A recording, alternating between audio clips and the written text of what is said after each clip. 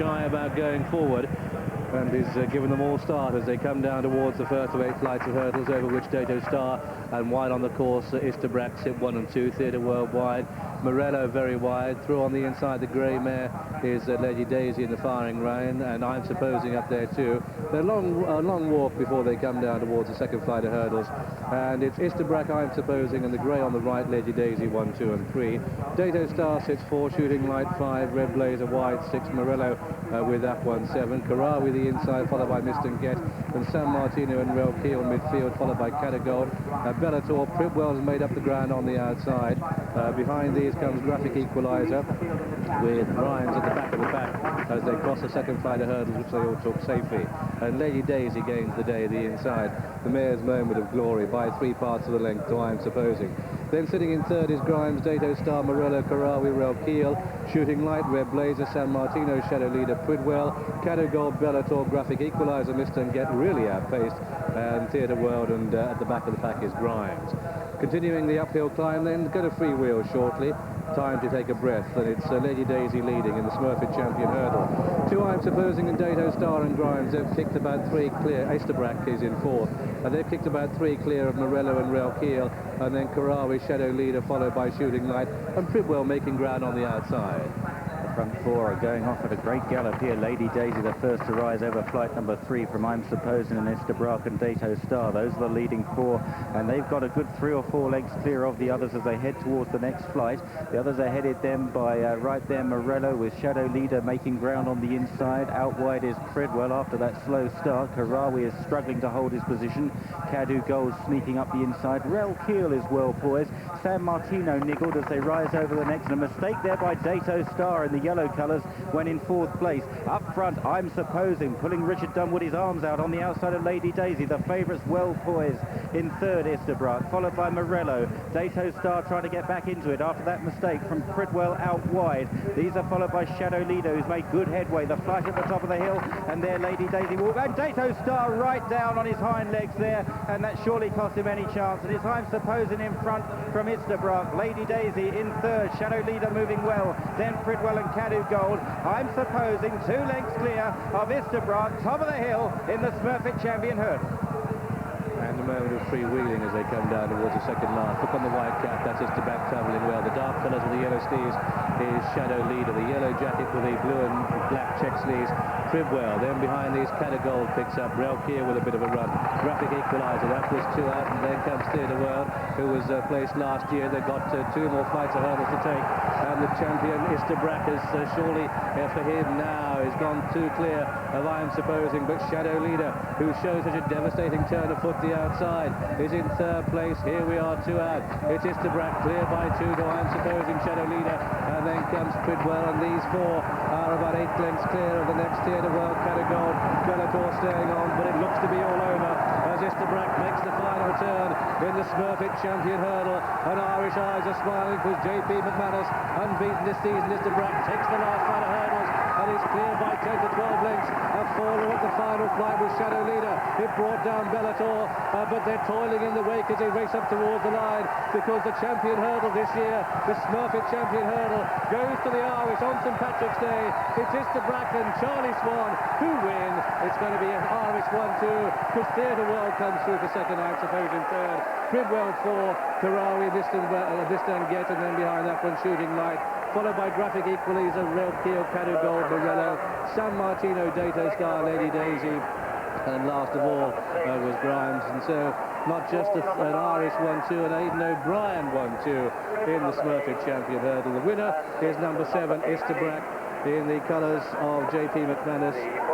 His 9th winner at the festival meeting. This one trained by Aidan O'Brien and ridden by Charlie Swan, whose success at this meeting just continues to go from strength to strength. Congratulated there by Conor O'Dwyer, who rode the same owners Grimes. That finished last. But the second horse home is number 15, Theatre World, the colours of Mrs. John Maddian, trained by Aidan O'Brien and ridden by Tommy Tracy. Third horse home was number 6, I'm Supposing, that the mount of Richard Dunwoodie. Charlie Swan, what a horse! What a horse! Aidan O'Brien was right. He told me he destroyed him, and he did. You know, he's some trainer. And a dream come true with all the connections and all the story behind this horse. I mean, this is for John Durkin. It's all right. Very well done, Charlie. Words can't say enough. Well done.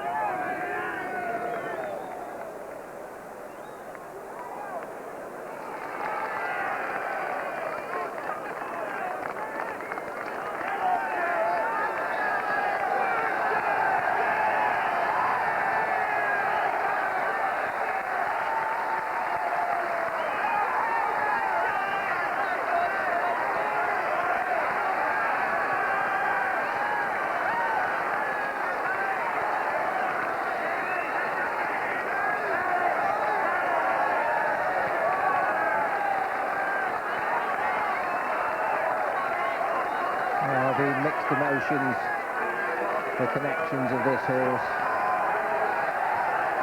And Charlie Swan, first success in a champion hurdle.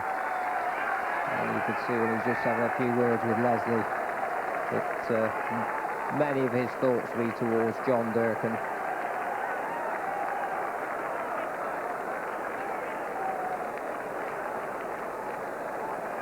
It's just about as popular as it could get here because it's Charlie Swan, it's Aidan O'Brien, it's the colours of J.P. McManus. There's a tremendous amount of emotion. Anarchist in the 40s.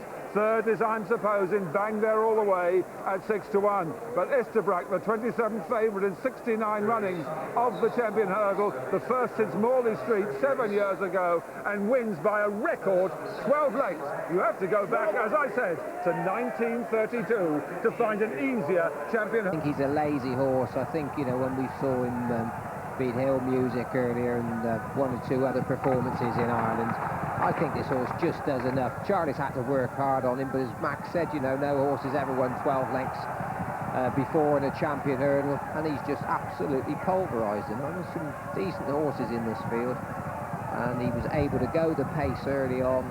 He was the one, he jumped incredibly well, jumped just as quickly as you could ever hope a horse to do, and then powered his way up the hill.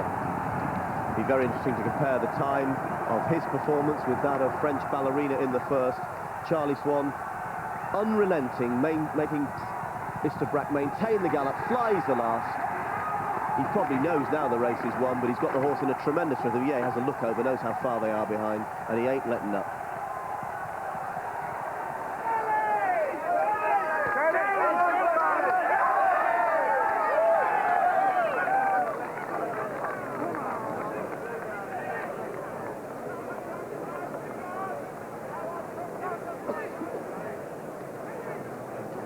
Harold Durkin, first one there to congratulate him as he walks into the parade room.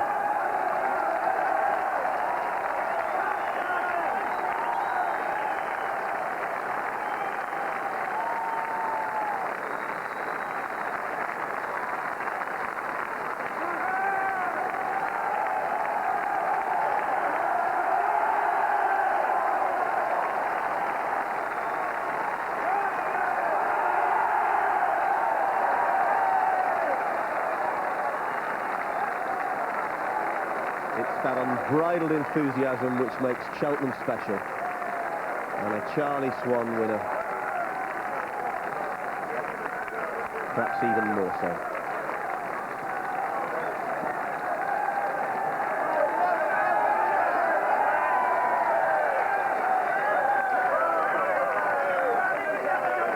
Engulfed by well-wishers, some of them connected with the horse, some of them almost certainly not.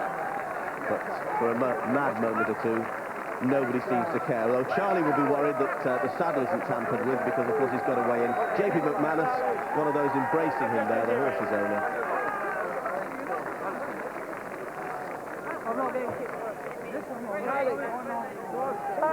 Let's not forget he trained the second horse home as well, Aidan O'Brien.